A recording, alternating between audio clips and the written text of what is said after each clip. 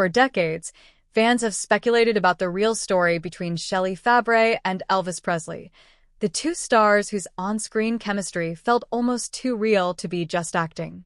Now, at 81, Shelley has finally opened up about what really happened between her and Elvis, and her words have left fans both touched and heartbroken.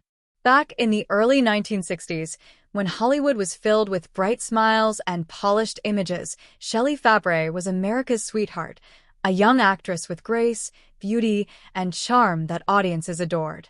When she was cast opposite Elvis Presley in the 1965 film Girl Happy, it seemed like a dream pairing. Elvis was already the king of rock and roll, and Shelley, the rising star, was quickly becoming one of his favorite co-stars. From the moment they met, there was something special between them. He was unlike anyone I'd ever met, Shelley recalled. He had this energy, part rebel, part gentleman. You couldn't help but be drawn to him. On set, they laughed constantly, sharing private jokes and quiet moments between takes. The chemistry that audiences saw on screen wasn't scripted, it was real. But Shelley insists it wasn't a traditional love story. People always assumed we were romantically involved, she said softly. But it wasn't like that.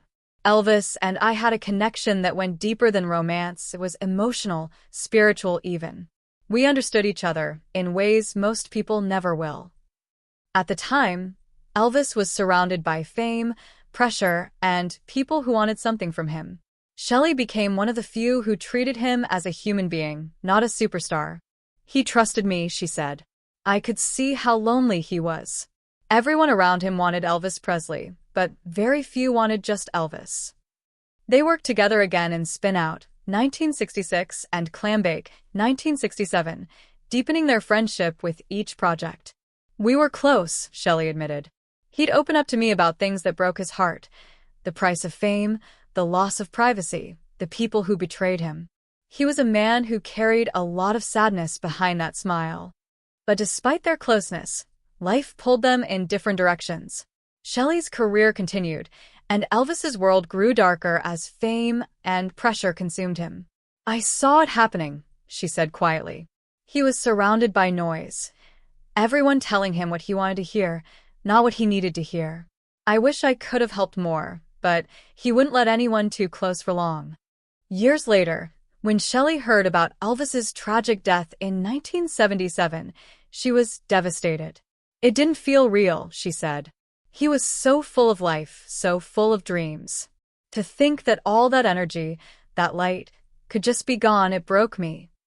For decades, Shelley remained silent about her bond with Elvis, choosing to keep those memories private. But now, at 81, she's finally sharing the truth, not for attention, but to honor his memory. People think of Elvis as the king, she said, but I remember the man, kind, gentle, funny, and deeply misunderstood. She still remembers the last time she saw him, tired, quiet, and distant. I hugged him, and he smiled, she recalled. He said, Shelley, don't ever change. You're one of the good ones. I didn't realize then that it would be goodbye. Today, as Shelley looks back on her extraordinary life, she carries those memories with a bittersweet kind of peace.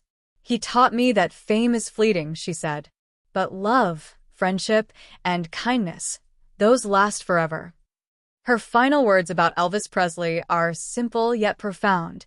He wasn't perfect, but he had a beautiful heart. And that's the man I'll always remember.